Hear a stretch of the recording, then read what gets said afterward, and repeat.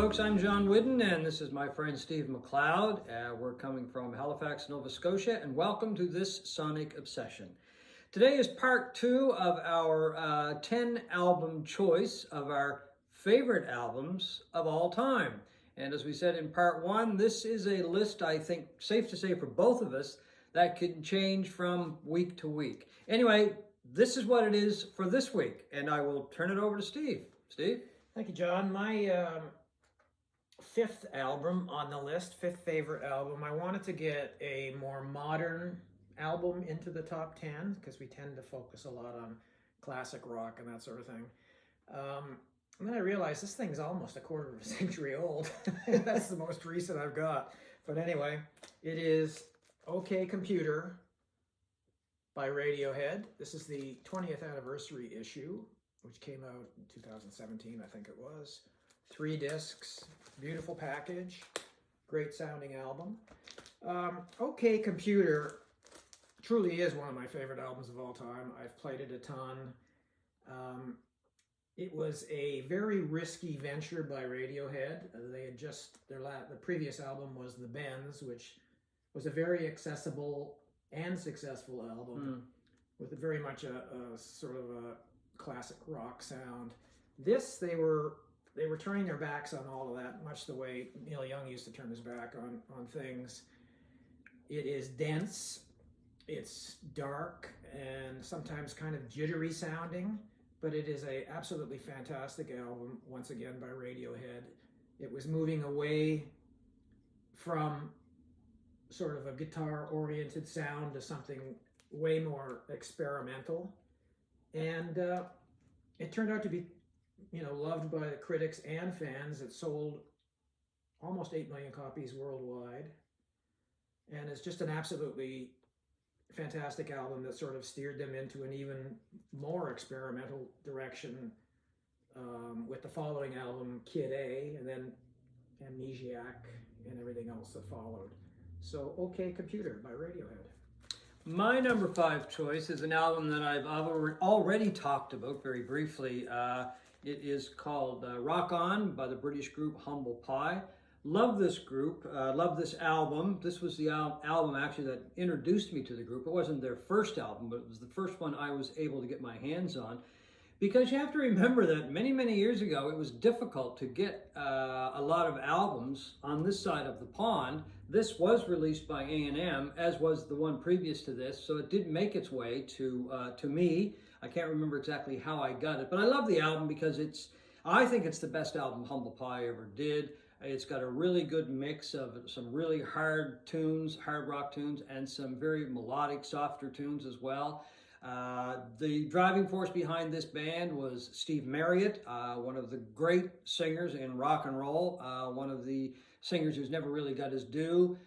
Peter Frampton was also in this group, kind of responsible for the more softer, melodic side of Humble Pie. And it was a very good contrast between these two men, 2 singers, 2 guitar players, and Greg Ridley was another singer on this album as well, as with other Humble Pie albums. Frampton had come from The Herd, Marriott from the Small Faces, and Greg Ridley from a group called Spooky Tooth, a great British group that's never really got its due as well. Anyway, I just love this album, full of really good rock and roll songs, and as I said, some softer stuff, and just a really good representation of Humble Pie that, to my ears, still sounds fresh today. Steve? Okay, my number 4 album is an all-time classic by a lot of people. It's Who's Next by The Who. Came out in 1971. It really is one of the pinnacles, right up there with, I don't know, Led Zeppelin 1 or Led Zeppelin 2 or Led Zeppelin 4. As a pinnacle of hard rock in the 1970s. Fantastic album. It came out of the wreckage of Pete Townshend's failed Lifehouse project, which was going to be another one of his concept albums. Every song's a classic. Won't Get Fooled Again. Daltrey's crescendo scream at the end of this is truly one of the high points of rock music. Yeah. Just gives you chills. A fantastic album, and in my opinion, The Who's best album. Who's next? My next choice is Layla and Other Assorted Love Songs. Very rarely you ever hear the and other assorted love songs. It's usually referred to as just Layla. I have to always think of that. By Derek and the Dominoes. Derek, of course, was Eric Clapton. The Dominoes were Jim Gordon on drums, Carl Radle on bass, Bobby Whitlock on keyboards and vocals, and Duane Allman on guitar. A tremendous album. I mean, I think there's been enough said about this album over the years. I don't know if I can add anything that hasn't been said. I mean, the guitar interplay between Clapton and Allman is definitely a highlight of the album. It just keeps driving every song on the album, and the rest of the musicians are there, of course, to work their magic, of course, with Allman and Clapton on Key to the Highway, Have You Ever Loved a Woman, and of course, Layla. Clapton still plays some of these tracks in concert when he's playing live. I don't think as well as they are played on this album because, of course, Allman is not there. Once again, it's just a great album. I mean, I loved it from the first minute that I heard it, and I still play it regularly. Layla and Other Assorted Love Songs, Derek and the Dominoes. Well, John, I also have high regard for this album, more so than you apparently, because this is number 3, and it is a much less scabby, battered version that I have than your relic from the 1970s. You have more money. Yeah, it is an absolute classic. This is number 3 on my list. Yeah, the interplay between Duane Allman and Clapton is just riveting. And I came to this album a little later than like a lot of critics did. I mean, I probably didn't hear the full thing until probably 1976 or so when I bought it, and it just became, just an instant classic for me. Clapton was never better than he is on this. As great as he was with Cream and the Blues Breakers, this is the pinnacle of his playing as far as I'm concerned. Panned by critics or mixed reviews by critics. Mixed reviews. Yeah. There was a critic for the Saturday Review that called this album a basket case of an album, pointless and boring. Well, bring on more pointless and boring because this is one of the greatest albums of all time. Yeah, that's definitely for sure. My next choice, still with Eric Clapton. I think you can probably guess by now that I love Eric Clapton, especially his earlier work. But this was the first album I ever bought. In fact, it was this copy that I bought many, many years ago. Disraeli Gears by Cream, Eric Clapton, Ginger Baker, Jack Bruce. One of the great bands of all time, a band that I was very lucky enough to see in 2005 when they did a few dates in New York at Madison Square Garden, and they also did a few dates in London. An amazing concert. One of the highlights on this album, my favorite song on this album, my favorite Cream song actually, other than perhaps Badge, Tales of Brave Ulysses, is on this album. I love the song. They happened to do it live when I saw them, so I was very happy to hear that. Not a song they had done live that much over the years. Anyway, once again, just amazing guitar playing on this album by Eric Clapton. Definitely a highlight of his career, as it was a highlight of Baker and Bruce's as well. Good choice. My number 2 album of all time is Blood on the Tracks by Bob Dylan. I no longer have the vinyl version, but this is the Mobile Fidelity Super Audio disc. This was the album that really made me notice Bob Dylan. I mean, I knew Like a Rolling Stone, and I was actually quite a fan of Nashville Skyline, but I was sort of lukewarm on most of his earlier stuff. This was a very accessible Dylan album, the first really accessible Dylan album. It was more, I hate to use the word mainstream because it's not, but it was immediately likable, and it made me, Dylan was an instant purchase for me in the 1980s as a result of that, and then I went back and explored in greater detail his earlier stuff. It's supposedly about the breakup of his marriage to his wife Sarah. Of course, Dylan denies that. He says it's not in any way autobiographical, but you can never believe what Dylan is. That's true. What he told the media at times throughout his career. Fantastic songs like Tangled Up in Blue and Simple Twist of Fate. A great album, and one of my favorites, my second favorite of all time. I almost had a Dylan song or a Dylan album on the top 10 too, but a choice most people probably wouldn't even think of, Infidels. See, that's... I love that Dylan album. Yeah, and that's what I mean about it. I really got into his albums in the late 70s and into the 80s, like Empire Burlesque and stuff like that. And yeah. Yeah, a lot of people dismiss a lot of that stuff. I happen to love Infidels. I mean, it had Mick Taylor playing on it, Mark Knopfler playing on it. Yep. Just a great album. Anyway, my next choice, so this would be number 2, and no surprise to anybody who knows me, the Allman Brothers Band live at the Fillmore East. The greatest live album ever recorded, bar none. I don't think anything compares to it. Other people will, of course, disagree with that. Kiss Alive? Kiss Alive, yes. This was the album that took the Allman Brothers Band into another sphere as far as popularity went. There is just an amazing amount of music on this album. I listen to this album constantly. When I say constantly, I mean probably once every 2 or 3 months, something like that. And I usually play it twice, often. I'll play the full album and then a little bit here and there, that kind of thing.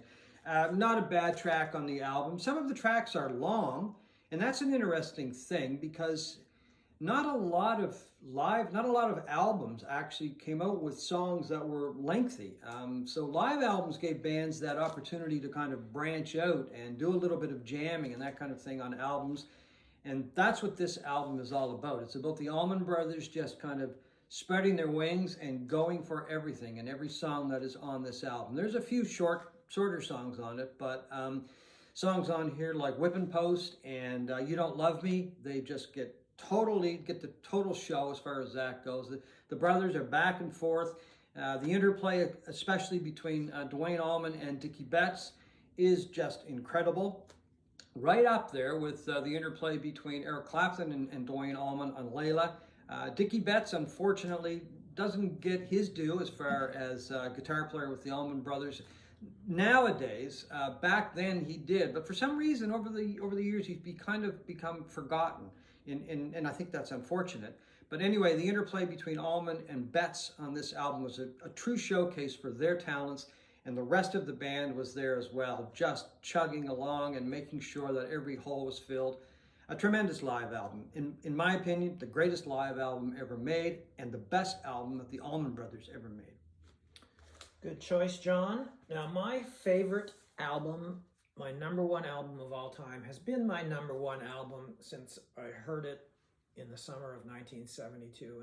And it's a bit of a left field pick compared to maybe more blues or rockier albums that are on my list, and it's Ziggy Stardust and the Spiders from Mars by David Bowie. This easily is the album I've played the most in my life, hundreds and hundreds of times. I bought it solely on a review in Circus Magazine in the summer of 1972. I'd never heard of David Bowie.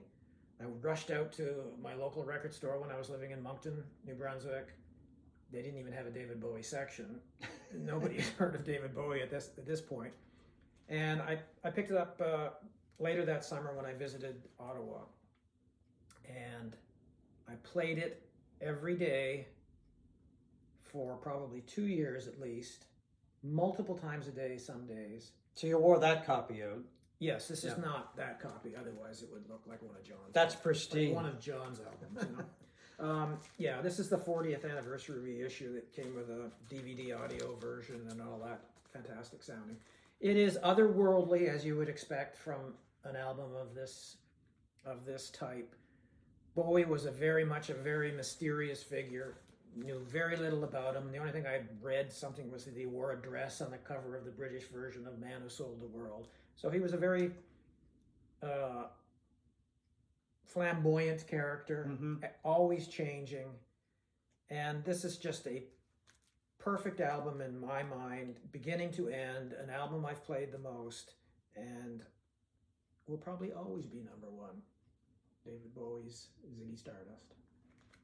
My number 1 choice is the Beatles, Abbey Road. I love the Beatles, my favorite group.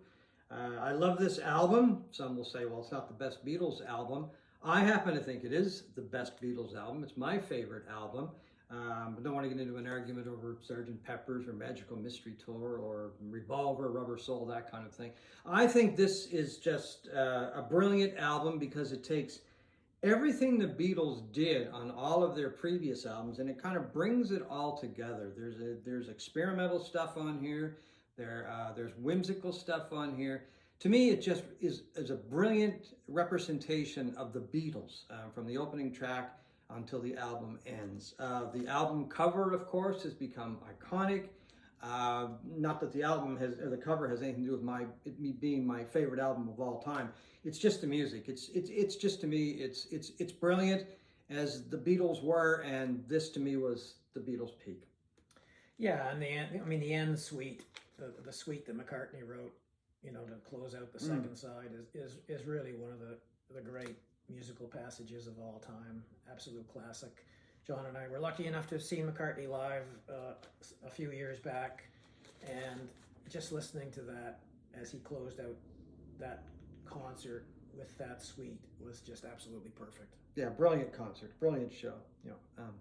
So that's it for this edition of This Sonic Obsession. We hope you have enjoyed it, and we urge you to keep watching, and we'll be back very soon with another episode of This Sonic Obsession. Thank you.